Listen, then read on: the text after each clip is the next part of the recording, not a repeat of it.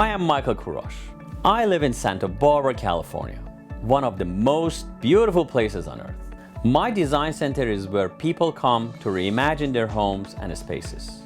I work with the best designers, clients with broad tastes, and experts who navigate the fascinating world of design. I'm always excited to learn something new, and I never say no to a challenge.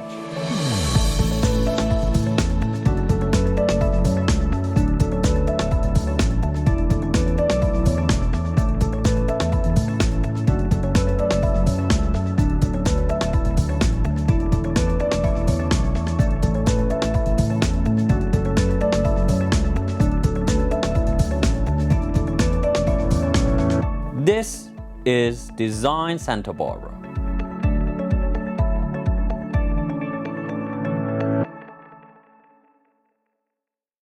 Welcome to Design Santa Barbara. I'm Michael Kurosh, and today we are in the world famous rug room, at least famous to me. I love this place and I'm a rugaholic and collect these things, and I like to share another episode with you with these woven treasures. So let's start and dive into this beautiful Caucasian piece.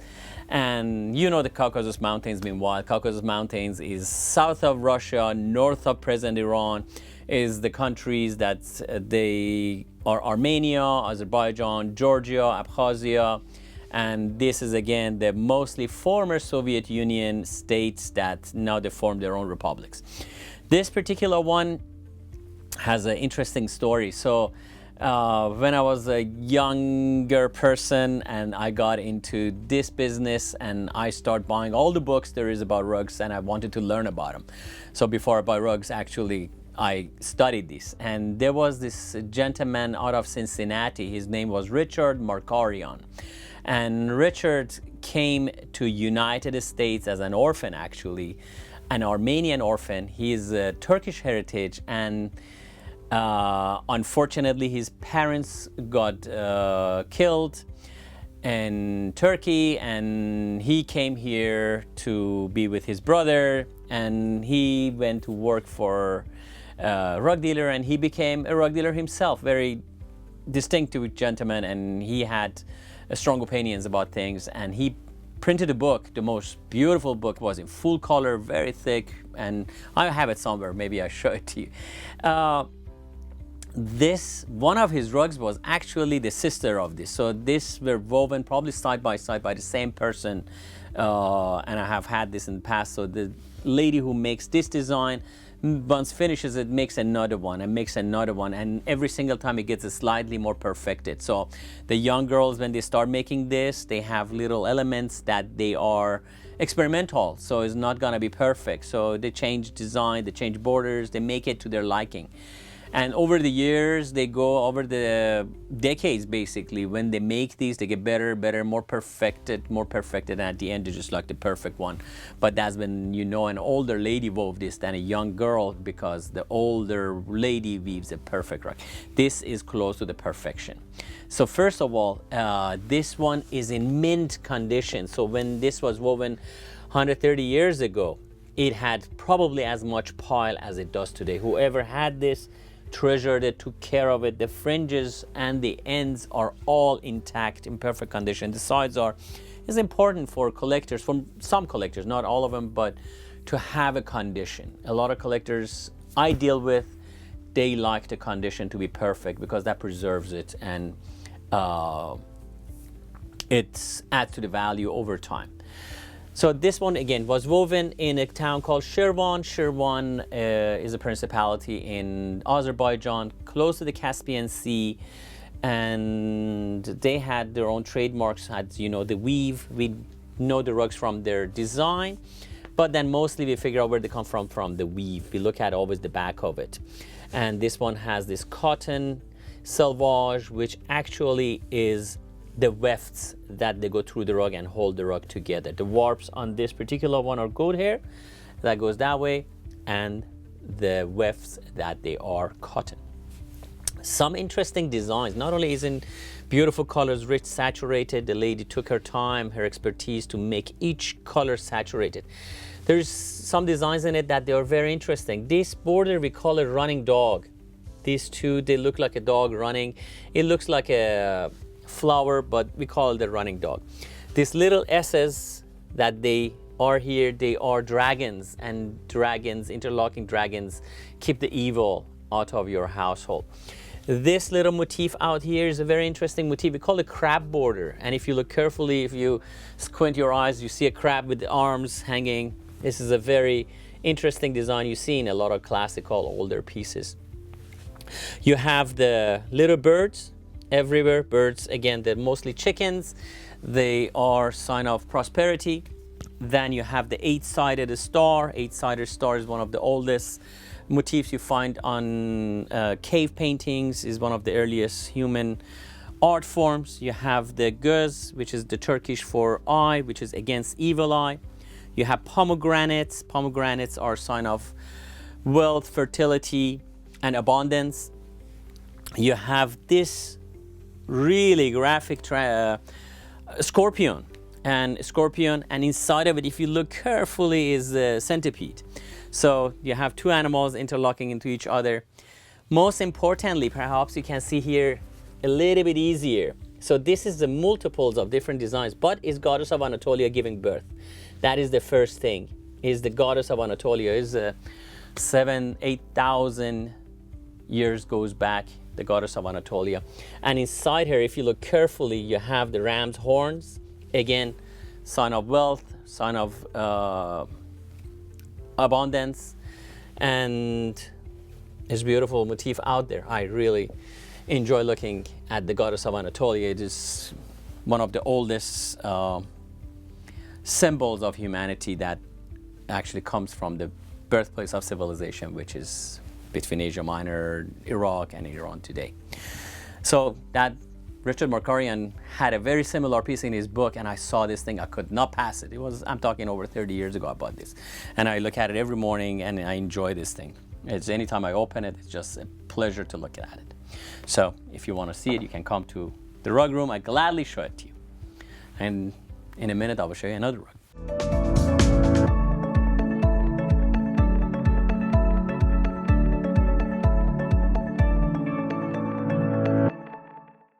Santa Barbara Pizza House is your home for the best pizza in town. Embrace a symphony of flavors and textures with our pizzas. Drawing inspiration from both Chicago's deep dish legacy and Naples' artisanal heritage, our pizzas boast perfectly executed crusts, tantalizing sauces, and the finest mozzarella. Whether you're a seasoned pizza connoisseur or just looking for a delicious meal, our pizza here is sure to satisfy. Featuring specialty pizzas named after iconic Santa Barbara streets, our mouth-watering menu will have you coming back over and over again to try each new meal. We offer a full menu of salads, sides, sandwiches, and desserts. Santa Barbara Pizza House is conveniently located at 515 State Street in the heart of downtown Santa Barbara. Visit us online at sbpizzahouse.com or call and place your order at 805-637-7721. Santa Barbara Pizza House. You won't leave hungry.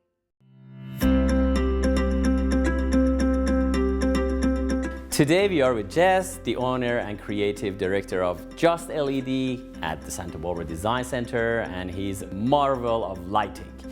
So I understand there is a new recessed lighting that replaces the old clunky big ones, is more ergodynamic, and you carry these. Can you explain to our viewers what this is all about and what kind of benefits they get out of it? Yes, Michael. Traditionally, 6-inch and 4-inch has been the standard across America. The big clunky trims on the ceiling, you'll see them all over America. Since LED has come to another level on recessed fixtures, and as a designer, we like to see tight little go-away trims that you don't see, they're up in the ceiling. So we have trims that are 3.5 inches that go, the light sits up in the ceiling, so when you walk in it doesn't hit you in the face like the 6 and 4 inch traditional cans used to do. They also dim warm, so it's like the old traditional dimming. Everyone loves LED dimming to the way halogens used to. It's called warm dim, so they dim down nice and warmly. So, and it's all sat above the ceiling and it's all optical, sending shafts of light through the room, creating a great mood in the room. Well, that's very nice, and I have seen it actually in your showroom. Come down here and see what he has to offer and make your house beautiful and warm. Thank you very much. No problem.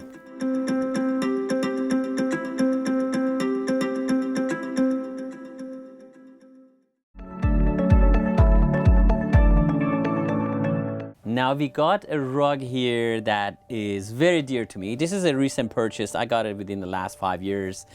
And first I bought it because it is one of the finest bijars I have ever seen in my life. Bijar is a main city in Kurdistan, and Kurdish people, as we know, they are the only people in that region that they don't have their own country. They are spread between 4 different countries, and they are very artistic and hardy people. So bijars, we call them iron rugs because they never wear out. You can have a bijar for 200 years on the floor, still lasts you another 200 years.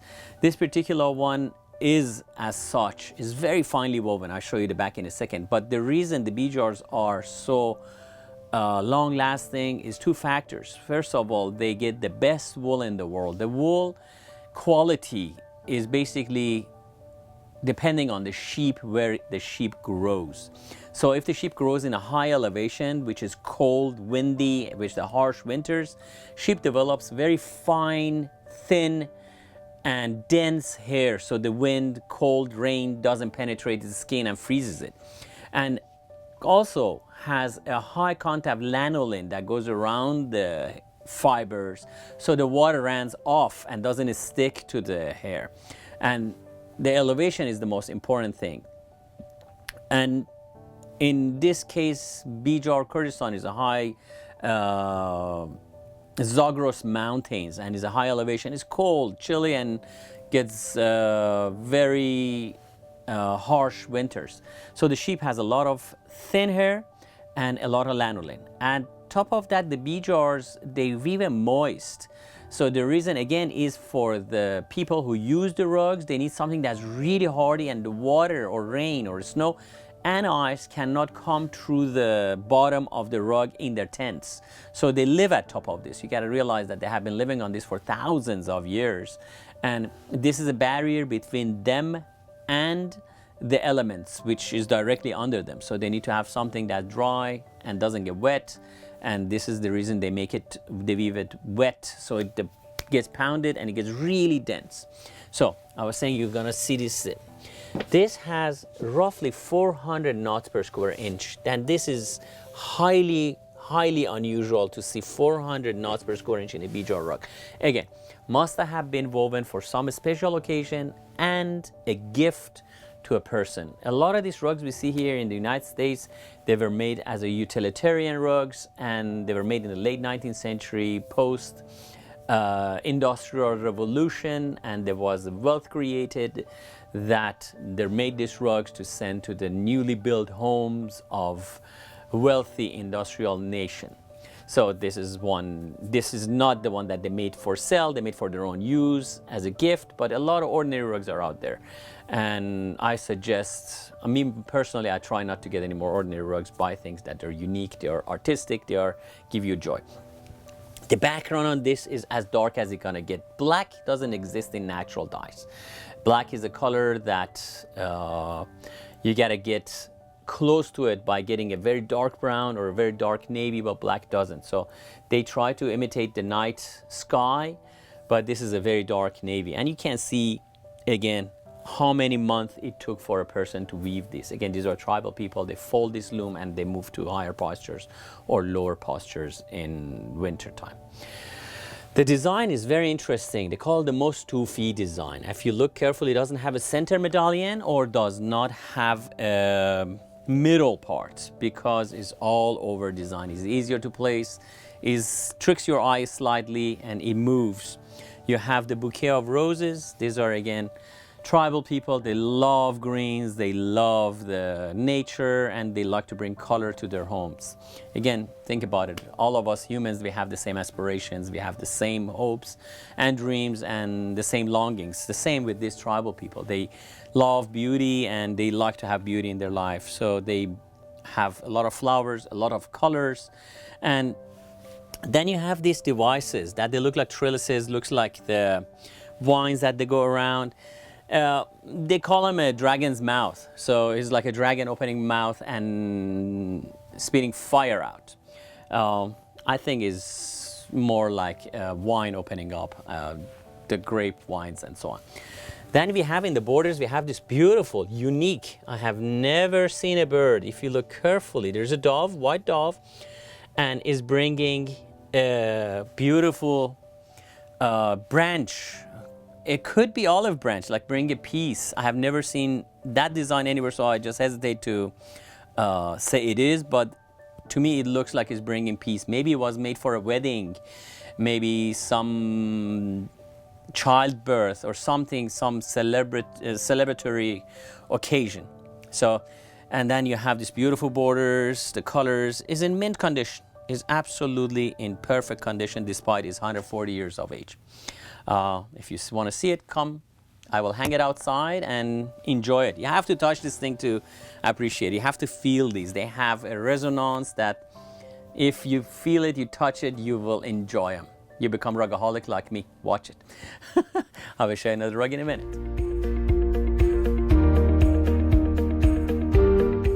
Okay, now we had those big rugs. Now we're gonna have a little bit miniature rugs.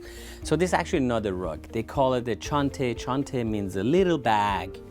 And you gotta think about this. They didn't have a luxury to go to a store and buy a Samsonite or a Gucci bag.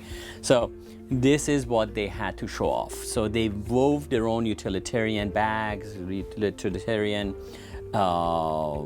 moving luggages. They wove the whole 9 yards. So they made also some for like storing their scissors. They store their pots and pans. This one is a unique item. I purchased it again recently and I had never seen anything like this before. So it is woven by the Afshars, and earlier in the season I explained about the Afshars, that they're Turkish people, that they moved from Turkey down to Iran and they have a nomadic life, and they are 6 months in the low and then 6 months in the high mountains, and they are herders. And this must have been something uttermost luxurious. This is like something they give as a present to maybe the head of the tribe or the governor or even the king.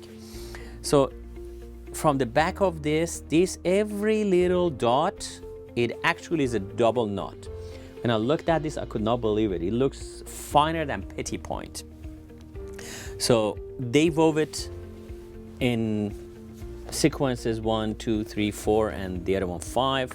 So they wove it like this on a wooden loom. I suspect this particular one, this little one, probably took the lady 5, 6 seasons. Then their season is 6 months at a time. So maybe up to 3 years it took for her just to weave this one piece. And must have been somebody very important. And as you see, the interlock, this goes in here and locks it.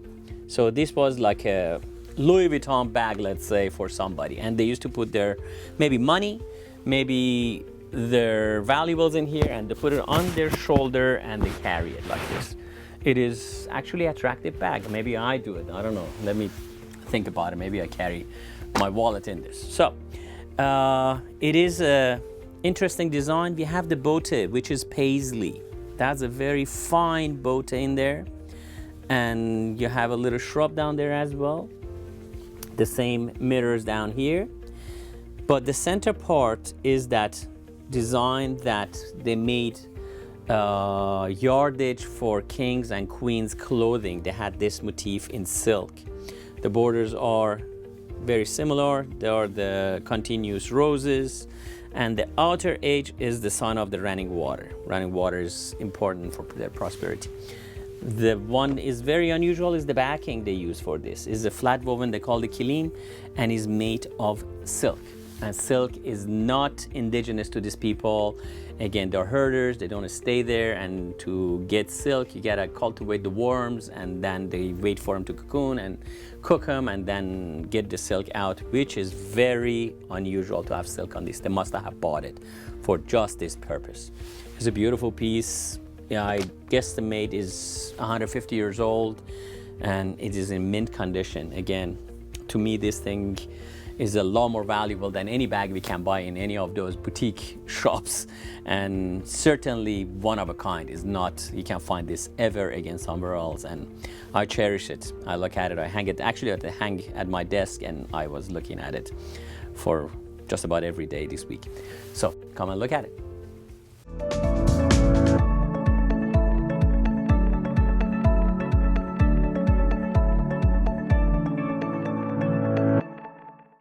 Santa Barbara Pizza House is your home for the best pizza in town. Embrace a symphony of flavors and textures with our pizzas. Drawing inspiration from both Chicago's deep dish legacy and Naples' artisanal heritage, our pizzas boast perfectly executed crusts, tantalizing sauces, and the finest mozzarella. Whether you're a seasoned pizza connoisseur or just looking for a delicious meal, our pizza here is sure to satisfy. Featuring specialty pizzas named after iconic Santa Barbara streets, our mouth-watering menu will have you coming back over and over again to try each new meal. We offer a full menu of salads, sides, sandwiches, and desserts. Santa Barbara Pizza House is conveniently located at 515 State Street in the heart of downtown Santa Barbara. Visit us online at sbpizzahouse.com or call and place your order at 805-637-7721. Santa Barbara Pizza House. You won't leave hungry.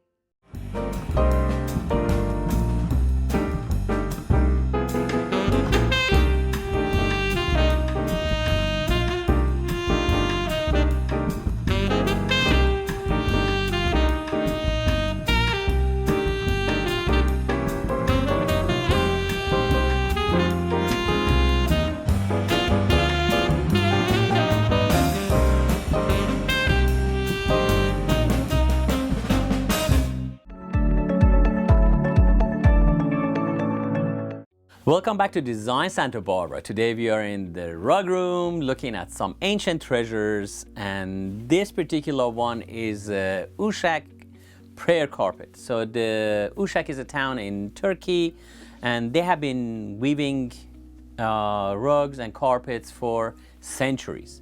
This particular one, I think it was woven like around 1800s to 1850s. It is a prayer carpet and a rather large one. Usually they are, I would say, half this size per, this is very big. And this particular one was originally meant to be used as a prayer rug, whereas most prayer rugs were meant to be sold to the wealthy foreigners, tourists, or export material. And how do we know is because the nap goes the opposite direction of the mihrab. So the nap is going this way, whereas usually goes down that way. It's easier to weave when you start from the bottom because you can see the progression of the design. It's hard still to do, but it's double as hard when you're weaving everything upside down. So this one is woven this way, but it's purposeful. That's why it has the nap going this way. It has rather large knots, but that's how they did it in the old times because it was meant as a utilitarian item rather than a decorative item. The decorative came as a secondary nature. The first was be utilitarian. And this has a very soft wool. The thing that What's surprising to me first time I got this was how soft the wool is, and has a very interesting design. If you look carefully, it looks like the Armenian churches. The shape of, if you follow these blue lines, it follows the old Armenian churches. That's how it looks like, and has elements in it that goes back to early human art forms. You see, in the middle, you have this beautiful if you look carefully, you have these two beautiful urns, and these are sign of purity. You have tulip flowers, but at the same time, you see also the flower itself has a dual look to it, because it has that earring, and the earrings are the sign of celebration, sign of party, wedding. Has the Christian crosses. Again, it is a flower, but is meant exactly like an Armenian cross. It is beautiful colors they use in this, and very saturated. This golden color either is from saffron or weld, and you can see is prominent. Is woven next to the blue, which is rich indigo.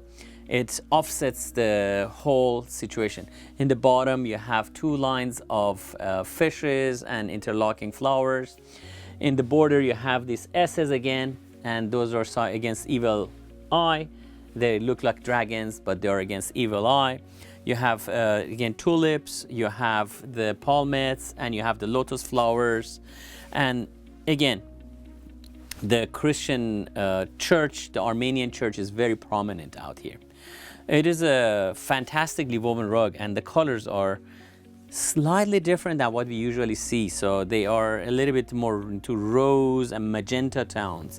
And the background, it's not in the warmer tones, although it's very rich, it goes into cooler tones. It was definitely meant for somebody very wealthy and has some sort of power to it. And these devices here, they look interestingly. But then, if you remember, we had this goddess of Anatolia that is driven off. It's, if you look upside down, it's just a longer neck. This lady had a very long neck. It's a beautiful piece of art. And if you want to see it, please come to Santa Barbara Design Center. I'm glad to show it to you. Thank you for joining me in the rug room and sharing my passion with you. It's a pleasure always. Looking forward to see you next week on Design Santa Barbara.